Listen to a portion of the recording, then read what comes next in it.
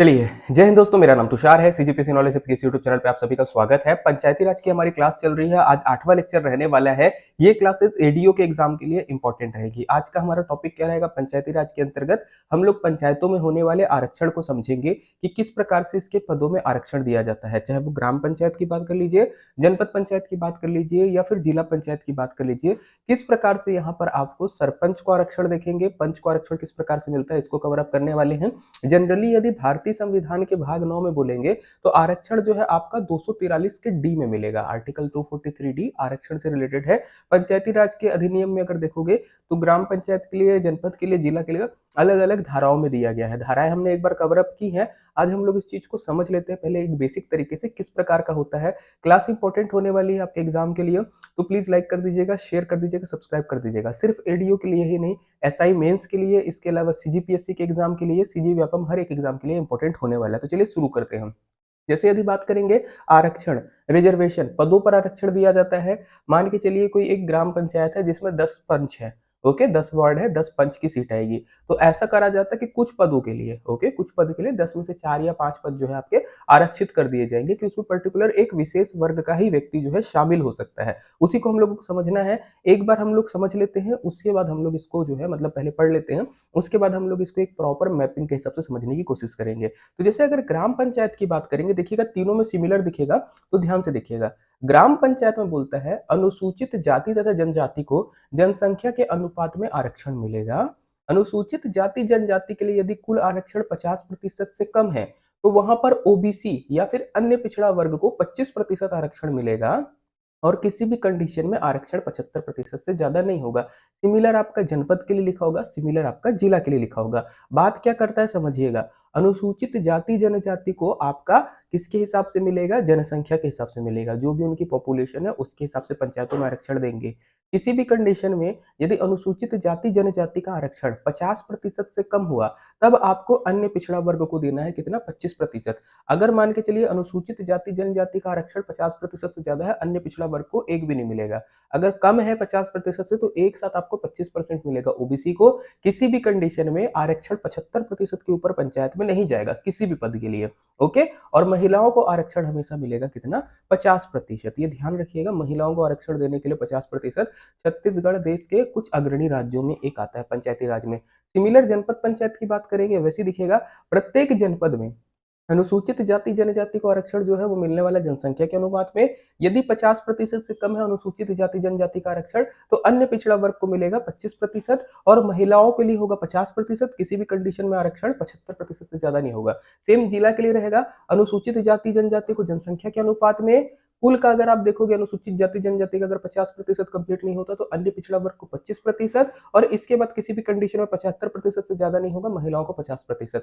ये हम लोग किसके लिए बात कर रहे हैं? आरक्षण पंच के लिए। यहां पर हो जाएगा आपका जनपद पंचायत के सदस्य के लिए और जिला पंचायत के सदस्य के लिए। ये ध्यान रखना है। आपका 50% आरक्षण महिलाओं को, किसी भी कंडीशन में 75% से ऊपर नहीं जाएगा। अनुसूचित जाति जनजाति को आपका मिलेगा जनसंख्या के अनुपात पे। और अगर 25% से मतलब 50% से यदि कम है आरक्षण अनुसूचित जाति जनजाति का तब ओबीसी को मिलेगा 25%। बट पूरा पूरा खेल रहता है जनसंख्या कहां से लेना है। ओके, पूरा पूरा केस कैसे रहेगा? जनसंख्या कहां से लेना है। जब ग्राम पंचायत में आरक्षण देते हैं तो जनसंख्या क्या है, जनपद में आरक्षण लेते हैं तब जनसंख्या क्या लेना है, जिला में आरक्षण लेते हैं तब जनसंख्या क्या लेना है। ये पॉइंट को हम लोगों को पकड़ना रहेगा। सेम जब सरपंच और अध्यक्ष का आरक्षण करेंगे तब भी वही वाला पॉइंट आएगा। पंचायत के क्रमवर्ती 2 निर्वाचन की अवधि के लिए एक चक्रानुक्रम में आरक्षण होता है। जैसे मान के चलिए मैं पर्टिकुलर पंचायत में अगर वार्ड नंबर 1 और 2 ये मैं बोल दिया कि ये अनुसूचित जाति के लिए है, तो ऐसा नहीं कि वार्ड नंबर 1-2 अनंत काल तक अनुसूचित जाति के लिए रहेगा। 2 सामान्य निर्वाचन मतलब कम से कम 10 साल के लिए आपका रहने वाला है। जैसे मान के चलिए इस साल पंचायत चुनाव के लिए कोई वार्ड में आरक्षित किया कि यहाँ अनुसूचित जाति का व्यक्ति ही खड़ा हो सकता है, तो इस चुनाव में खड़े होगा, अगले चुनाव में खड़े होगा, उसके बाद फिर ये चक्रानुक्रम में चलते रहेगा। मतलब वही जनसंख्या के अनुपात में आरक्षण देना है, बट कभी इस वार्ड में आएगा, कभी उस वार्ड में आएगा। ये वाला पॉइंट आपको ध्यान पे रखना है। ओके, चलिए ऐसी यदि बात करते हैं हम लोग सरपंच के लिए, तो सरपंच पद के लिए अगर आपको आरक्षण देखना है, देखिए सब सिमिलर लिखा है, बस जनसंख्या का कॉन्सेप्ट बदलेगा। देखिए अनुसूचित जाति जनजाति को जनसंख्या के अनुपात में मिलेगा। यदि अनुसूचित जाति जनजाति 50% से कम आरक्षित है तब ओबीसी को मिलेगा 25%। किसी भी कंडीशन में आरक्षण 75% से ज्यादा नहीं होगा, महिलाओं को मिलेगा 50%। वैसे जिले के लिए आप देखोगे, मतलब जनपद पंचायत के अध्यक्ष के लिए, तो जिले की जनसंख्या ले लेते हैं, जनसंख्या के अनुपात में अनुसूचित जाति जनजाति को 50%, ओबीसी को 25% मिलेगा अगर 50% से कम है अनुसूचित जाति जनजाति, किसी भी कंडीशन में 75% से ज्यादा नहीं होगा, महिला को 50%। सिमिलर है आपका जिला के लिए। राज्य की जनसंख्या देखेंगे, अब इस चीज को हम लोग समझ लेते हैं पहले, उसके बाद मैं आपको समझाने की कोशिश करता हूँ। जैसे मान के चलिए ग्राम पंचायत है, ग्राम के बाद हमारा जनपद पंचायत है, और जनपद के बाद हमारा जिला पंचायत है। ये वाला चीज को अगर आप समझ जाओगे, कभी भी जिंदगी में आप आरक्षण नहीं भूलोगे। अब एक गांव ले लेते हैं हम लोग, गांव में हम लोग ले लेते हैं 10 वार्ड। ओके, हम लोग क्या कर लेते हैं, 10 वार्ड ले लेते हैं। मान के चलिए यहाँ पर 10 वार्ड है हमारे, तो कितने पद आ सकते हैं, 10 पंच के पद आ सकते हैं। बट यदि सरपंच का पद बोलेंगे तो सरपंच का केवल एक पद होगा। वैसे जनपद की बात करेंगे, जनपद भी हम लोग मिनिमम वाला ले लेते हैं 10 सदस्य का, 10 सदस्य हो सकते हैं, एक अध्यक्ष होगा। ओके, सिमिलरली जिला की यदि बात करेंगे, जिला में भी हम लोग मिनिमम कैपेसिटी ले लेते हैं 10 सदस्य, मान लीजिए जिला पंचायत में है, और एक अध्यक्ष होगा। ध्यान से समझिएगा, जब बात आती है पंच के पद को ग्राम में आरक्षित करने के लिए, यहाँ पे ध्यान से समझना, जब बात आती है मैं पंच के पद को आरक्षण दूं, तो कैसे हम लोग बोलते हैं, अनुसूचित जाति जनजाति को जनसंख्या के अनुसार से मिलेगा। तो जब पंच का पद आरक्षित करना है, तो अनुसूचित जाति जनजाति की जनसंख्या देखी जाएगी, पर्टिकुलर उस गांव की। उस गांव में कुल कितने अनुसूचित जाति के व्यक्ति हैं, कुल कितने अनुसूचित जनजाति के व्यक्ति हैं, कुल कितने सामान्य वर्ग के व्यक्ति हैं, कुल कितने अन्य पिछड़ा वर्ग के व्यक्ति हैं। अगर मान के चलिए यहाँ पर ग्राम की जनसंख्या में एसटी जो है आपका 30% है, एससी आपके 30% है, तो आपको 30-30-60% आरक्षण दे देंगे एसटी और एससी को। ओके, अब यहाँ पर बात आती है क्या ओबीसी को मिलेगा, नहीं मिलेगा। क्यों नहीं मिलेगा, क्योंकि आपका एसटी एससी मिला के 60% हो गया। अगर ये 50% से कम रहेगा तब आपको दिया जाएगा, तो ये भी ध्यान रखना है। किसी भी कंडीशन में यदि एसटी और एससी का मिला के आरक्षण 50% से कम होता है, तब आपका मिलेगा किसको, ओबीसी को। अब मान लेते हैं कंडीशन कि एसटी हमारे थे 30%, एससी थे हमारे 15%, 45% हो गया एसटी एससी का आरक्षण, 25% ओबीसी को मिल जाएगा। तो कंडीशन हमारी क्या हो जाएगी, 45 और 25 70% आरक्षण आपका जो है मिल गया, किसमें, ग्राम पंचायत में पंचों के लिए। ओके, बाकी जो शेष बचा वो आपका किसके लिए हो जाएगा, अनरिजर्व के लिए, या आप बोल सकते हैं हम लोग अनरिजर्व मतलब वो अनारक्षित पद रहेंगे। महिलाओं को आरक्षण कैसे देंगे, मान के चलिए ग्राम पंचायत में 30 पद, 30 तो नहीं होते, हम लोग क्या करते हैं 10 पद एसटी के लिए है मान लो, 4 पद एससी के लिए है मान लो, तो 10 कप एसटी में से 5 पद महिला रहेगा, इसमें 2 रहेगा। तो जितना भी होता है 50% देना है, तो आप ध्यान रखिएगा अपने ही वर्ग से आप 50% काटोगे। जैसे एसटी के लिए मान लीजिए 10 सीटें हैं, तो 10 का आधा हो जाएगा, 5 सीटें महिला के लिए, 5 सीटें जो है एसटी कोई भी लड़ सकता है, मेल या फीमेल दोनों लड़ सकते हैं, बट 5 सीटें जो है 50% आपका मेल के लिए हो जाएगी। पर यहीं पे यदि बात आती है सरपंच की, तो अब गांव में तो सरपंच का पद एक है। ओके, तब गांव में जब सरपंच के पद को आरक्षण देना है, तो हमको जनसंख्या लेनी पड़ेगी जनपद की, ये ध्यान रखिएगा। सामान्य तौर पर पंच बहुत ज्यादा होते हैं, तो पंचों के लिए हम लोग ग्राम की जनसंख्या लिए। बट जब ग्राम पंचायत में सरपंच के पद को आरक्षण देना है, तब हम लोग देखेंगे कि जिला में आपके कितने सरपंच है। ओके, मतलब जिला में कितनी ग्राम पंचायत है, मैं गलती से जिला वर्ड बोल रहा हूँ, जनपद पकड़िएगा। ओके, जनपद में कितनी ग्राम पंचायत है ये आपको पकड़ना रहेगा। मान के चलिए जनपद में 100 गांव है। ओके, किसी जनपद में 100 गांव है, तो उन 100 गांव की जनसंख्या देखेंगे, मतलब पूरे जनपद में टोटल कितनी ग्रामीण जनसंख्या है, उसमें क्या अनुसूचित जाति जनजाति का अनुपात है, उसके हिसाब से। ऐसी अगर बात करते हैं जनपद पंचायत के अध्यक्ष के लिए, तब हम लोगों को आरक्षण देखना रहेगा जिले के हिसाब से। ओके, और जब जिले की बात आएगी तब हमको देखना रहेगा जनसंख्या राज्य के हिसाब से। हेड वाले में दिक्कत होती है, सामान्य वाले में कोई दिक्कत नहीं होती। फिर से आपको मैं समझा देता हूं एक बार, चलिए कैसे करेंगे। मान के चलो 3 केस हम लोग ले लेते हैं, पहला ग्राम, ओके, दूसरा जनपद, और तीसरा जिला।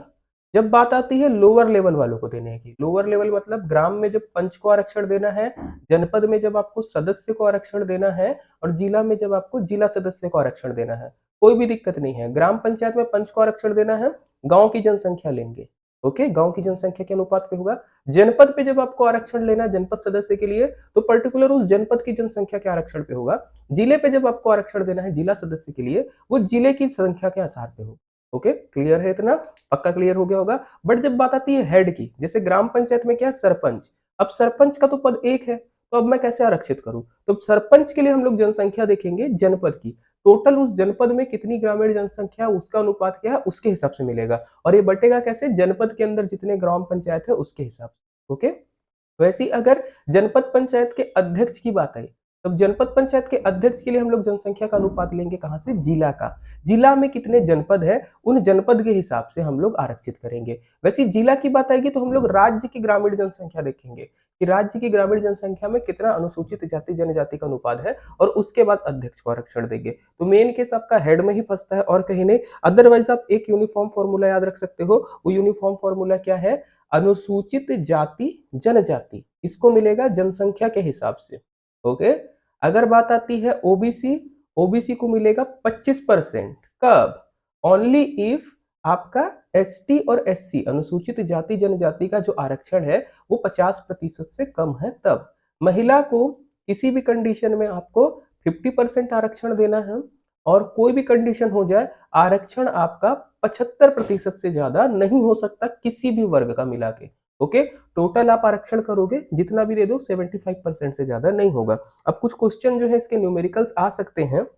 फॉर एन एग्जाम्पल बोला कि किसी गांव की जनसंख्या, मतलब किसी गांव में वार्डों की संख्या हम लोग ले लेते हैं 18 है। ओके, टोटल 18 वार्ड है मान लीजिए वहां पर। एसटी जनसंख्या वहां पर है 20%, एससी जनसंख्या है वहां पर 20%। पंचायत में आप बताइए आरक्षण कैसे होगा? तो 18 का 20 निकाल देंगे हम लोग। 18 का 20% कितना हो जाएगा? 18 दूनी 36। चलिए हम लोग क्या करते हैं 25-25 ले लेते हैं, या एक हम लोग ले लेते हैं थोड़ा सा कैलकुलेशन इजी करने के लिए 30% और 10%। तो जैसे हम लोग ले लेते हैं 30%, तो कितना हो जाएगा? 5.4 है ना। तो 5.4 की जगह हम लोगों को लेना पड़ेगा 5-6। ओके, कभी भी आप आरक्षण लोगे, जैसे दशमलव में आया, राउंड फिगर भी आया, तब भी आपको एक पद आगे लेना है। तो हम लोग बात करते हैं एसटी यदि 30% है तो आपको 1.8, 18 का 30% 54 होगा, मतलब 5.4 होगा, तो 6 पद आपका होगा एसटी के लिए। एससी एससी के लिए आपको 10% देना है, तो 18 का 10% करोगे आपका कितना आएगा? 1.8, कितना हो गया? 2। तो 6 2 8 हो गए। ठीक है, 18 का 50% कितना होता है? 9 होता है। एक पद जो है हम लोग ओबीसी को अब दे पाएंगे। ओबीसी को हम लोग कितना दे देंगे? 25%। तो 18 इंटू 25, 18 का 1/4 करेंगे हम लोगों को कितना हो जाएगा? 4.5। मतलब 5 सीट हम लोग दे देंगे किसको?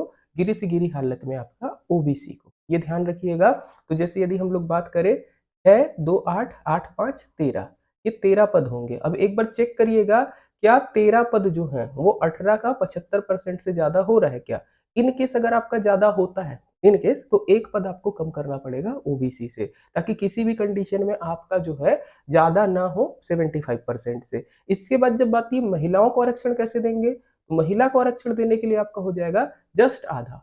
जितने भी लोग हैं जस्ट आधा आप कर देंगे, आपका आधा पद महिला के लिए आरक्षित हो जाएगा। आरक्षण के केस में आपको हमेशा ध्यान रखना है, जैसे हम लोग बोले जनसंख्या के अनुसार आरक्षण देना है, कम से कम आरक्षण है। ओके, जैसे 5.4 आया तो आपको उसको राउंड ऑफ करके अधिक ही लेना है, कम नहीं करेंगे। ओके, ये थोड़ा सा रूल कुछ चलते हैं। अगर इसके बारे में और जानकारी चाहिए होगी, अगर कहीं कंफ्यूजिंग लग रहा होगा, हम लोग इसको आगे में क्लास में न्यूमेरिकल्स में करवाएंगे। अदरवाइज आज तक न्यूमेरिकल पूछा नहीं है, कुछ एग्जाम में पूछा हुआ है, बट अभी आने की संभावना रहेगा। आपको दे देगा, बोलेगा बताइए एसटी में कितने हैं, एससी में कितने हैं, ओबीसी में कितने हैं, या फिर आपको बोलेगा जनपद में अगर मान के चलिए 100 गांव है, वहाँ की जनसंख्या आपको दे दिया 20 30 20 ऐसे करके, बताइए कि कितना आरक्षण होगा सरपंच के लिए। तो इस प्रकार से आपको न्यूमेरिकल बनाने पड़ेंगे जनपद पंचायत और जिला पंचायत के लिए। ओके, ध्यान क्या रखना है, किस प्रकार से आरक्षण दिया जा रहा है उसको ध्यान से समझना है। चलिए आगे बढ़ेंगे। सरपंच उप सरपंच के लिए बात करते हैं, तो जब भी आरक्षण की बात आएगी तो देखते जाइएगा। ओके, विहित प्राधिकारी, ग्राम पंचायत में सरपंच उप सरपंच के लिए विहित प्राधिकारी होता है तहसीलदार। प्रत्येक निर्वाचन के पश्चात यथाशीघ्र उप सरपंच के निर्वाचन के प्रयोजित के लिए एक निर्वाचन सरपंच का सम्मेलन बुलाएगा। निर्वाचित पंच और सरपंचों का सम्मेलन, पहला जो सम्मेलन होता है वो तहसीलदार रैंक का व्यक्ति बुलाता है। किस चीज के लिए बुला रहा है भैया? उप सरपंच के चुनाव के लिए। वैसे अगर जनपद पंचायत के अध्यक्ष उपाध्यक्ष का चुनाव करना है तो कलेक्टर या अपर कलेक्टर रहता है, वो जनपद पंचायत के सदस्यों का सम्मेलन बुलाता है, जिसमें अध्यक्ष उपाध्यक्ष का निर्वाचन होता है। सिमिलरली जिला पंचायत के लिए यदि बात करेंगे तो कलेक्टर या अपर कलेक्टर ही रहेगा, जो अध्यक्ष या उपाध्यक्ष के निर्वाचन के लिए आपका मीटिंग बुलाएगा। तो नॉर्मली जब चुनाव होता है तो मीटिंग आपके कुछ इस प्रकार से बुलाई जाती है। कौन बुलाता है? कई बार ये प्रश्न आता है, इसको भी आसानी से समझिएगा, ईज़ी है, आसानी से बन जाएगा। ओके, आते हैं सरपंच और उपसरपंच के बारे में बात करेंगे। तो ध्यान रखिएगा, आरक्षण में एक और पेच है। क्या है? यदि ग्राम पंचायत के सरपंच का पद किसी आरक्षित वर्ग का नहीं होता, मतलब एसटी, एससी या ओबीसी वर्ग का नहीं है, तो उप सरपंच ऐसे ही जातियों से पंचों में से निर्वाचित करेंगे। मतलब अगर मान लीजिए एसटी, एससी या ओबीसी वर्ग का आपका आपका सरपंच नहीं बना किसी पंचायत में, तो वहां पर उप सरपंच का पद आरक्षित हो जाएगा। तो कभी अगर आपसे पूछा क्या उप सरपंच के पद में आरक्षण होता है क्या? अगर होता तो किस प्रकार से होता है? तो बताना है हाँ होता है। कैसे होता है? यदि सरपंच आरक्षित वर्ग का नहीं है तो उप सरपंच जरूर आरक्षित वर्ग का बनेगा। ये रहेगा आरक्षण में। यदि जनपद पंचायत की बात करते हैं तो जनपद पंचायत का अध्यक्ष यदि एसटी, एससी या ओबीसी का नहीं है तो उपाध्यक्ष ऐसे वर्ग से निर्वाचित किया जाएगा। ध्यान रखिएगा, यदि जनपद का अध्यक्ष उपाध्यक्ष संसद या विधानसभा या किसी सहकारी सोसाइटी का सभापति हो जाता है तो ये समझा जाएगा कि उसने अपना पद खाली कर दिया है। तो ये एक प्रकार की अयोग्यता है, फिर भी इसको ध्यान रखिएगा। ऊपर वाला पॉइंट, नीचे वाला पॉइंट, क्योंकि धाराओं में एक साथ है इसीलिए हम लोग कर रहे हैं।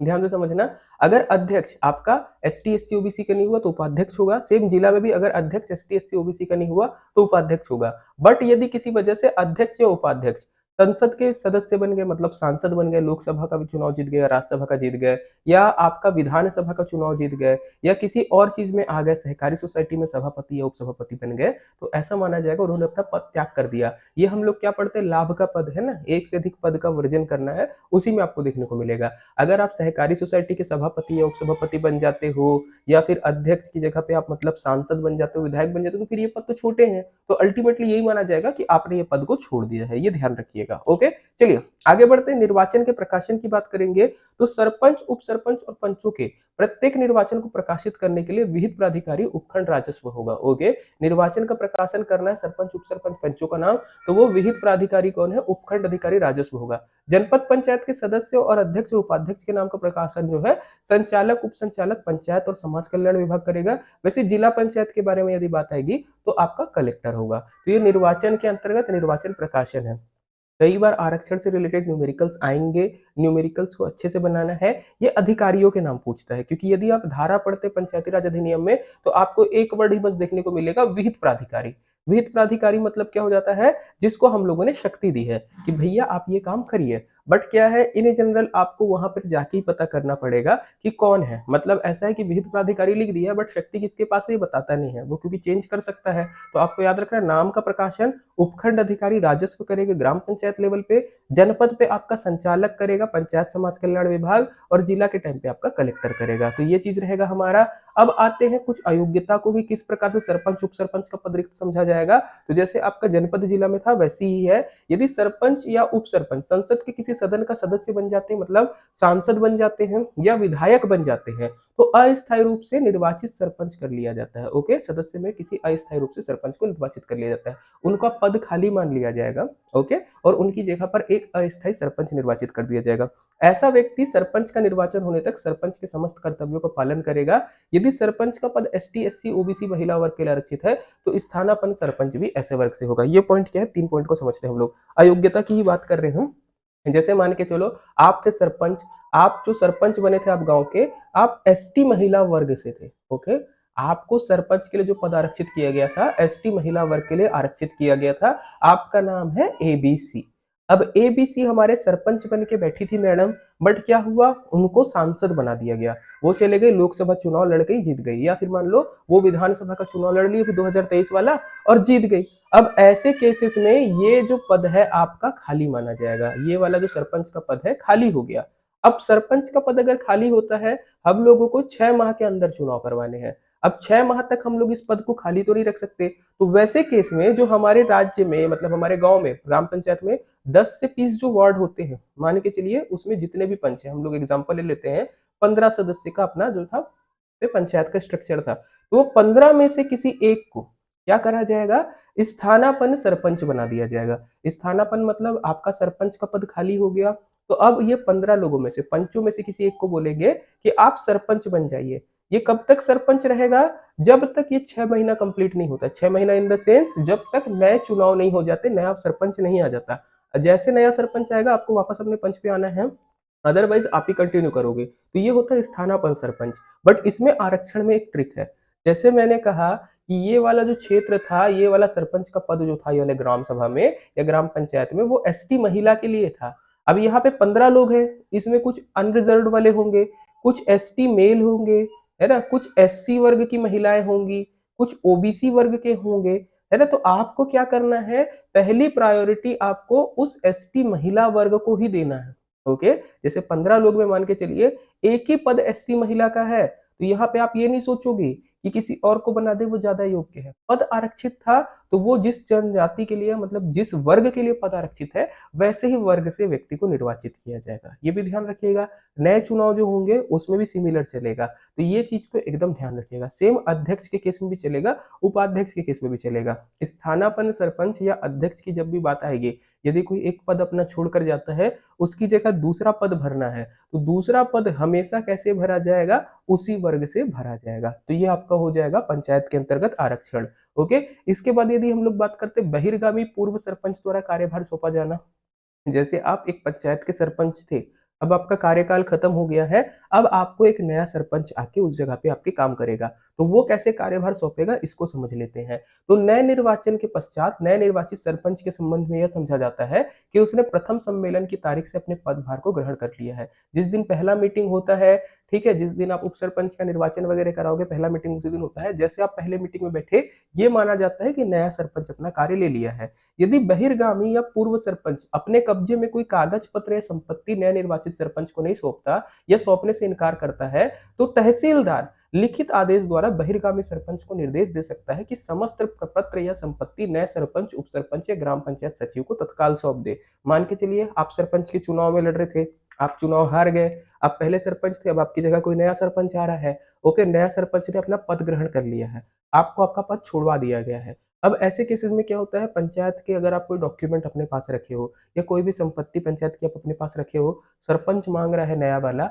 और आप नहीं देते, मना करते हो, ये तो गलत बात है ना? तो ऐसे केसेस में आपको तहसीलदार लिखित आदेश देगा, बोलेगा कि जो भी डॉक्यूमेंट या जो भी संपत्ति है वो नए सरपंच को तुम दे दो। अगर नए सरपंच से नहीं पड़ती तो उप सरपंच को दे दो। उप सरपंच को भी नहीं देना तो ग्राम पंचायत के सचिव को दे दो, एटलीस्ट तुम ऑफिस में दे दो। अगर आप ऐसा नहीं करोगे, अगर ऐसा सरपंच नहीं करता, बहिर्गामी सरपंच नहीं करता, तो विहित अधिकारी उसके विरुद्ध, मतलब तहसीलदार जो है उसके विरुद्ध कार्यवाही करेगा। और अगर वो दोषी पाया गया तो दोषी पाए जाने की तारीख से 6 वर्ष के लिए पंचायत का सदस्य पदाधिकारी होने के लिए अयोग्य घोषित कर दिया जाएगा। ये ध्यान रखिएगा। अगर आप सरपंच का चुनाव हार गए थे, अपनी मनमानी कर रहे हो, वापस नहीं करेंगे, ये चीज तहसीलदार ने आपको बोली कि वापस कर दो, आपने फिर भी नहीं किया, तो आपको 6 साल के लिए बैन लगा सकता है चुनाव लड़ने से। तो इस साल भी नहीं आप लड़ पाओगे, अगले साल भी नहीं लड़ पाओगे, ध्यान रखना। परंतु अगर राज्य सरकार चाहे तो ऐसी अयोग्यता की कालावधि को कम कर सकती है। कालावधि को कम की जा सकती है, मतलब 6 साल की जगह बोलेगा एक काम कर 2 साल निपटा ले, है ना? या फिर बोलेगा चल हो गया, छोड़ जाने दे, दूध भात है तेरा, चल जाने दे। तो ये सारी चीजें आपको याद रखना है। आरक्षण हम लोग कर लिए हैं, आरक्षण के अलावा कुछ स्पेशल पॉइंट थे वो हम लोग कर लिए हैं। पंचायत के केस में आपको ये सारी चीजें भूलनी नहीं है। पंचायत के अगर आपको न्यूमेरिकल चाहिए आरक्षण के, बताइएगा कमेंट करके, हम लोग न्यूमेरिकल लेके आएंगे। जो भी आने वाले एग्जाम है, अब पेपर हल्का नहीं आएगा, ये ध्यान रखिएगा। आपको हर एक चीज को ध्यान से बनाना है। अगर आप सोचोगे केवल पढ़ के चले जाओगे हो जाएगा, ऐसा नहीं है। आपको कितना अनुसूचित जाति को मिला, कितना अनुसूचित जनजाति को मिला, किस प्रकार का ये दिख रहा है, ऐसी जब हम लोग अविश्वास प्रस्ताव वगैरह करेंगे तब भी हम लोग देखेंगे। तो कल की क्लास में हम लोग योग्यता और अयोग्यता को देखेंगे और बाकी आगे बढ़ते इसी प्रकार से छोटे-छोटे टॉपिक्स में हम लोग इसको कवर अप करेंगे ताकि आसानी से एक-एक टॉपिक आप लोग समझ सकें। वीडियो पसंद आया होगा तो लाइक कर दीजिएगा, शेयर कर दीजिएगा, चैनल पे नए हो तो सब्सक्राइब अवश्य कर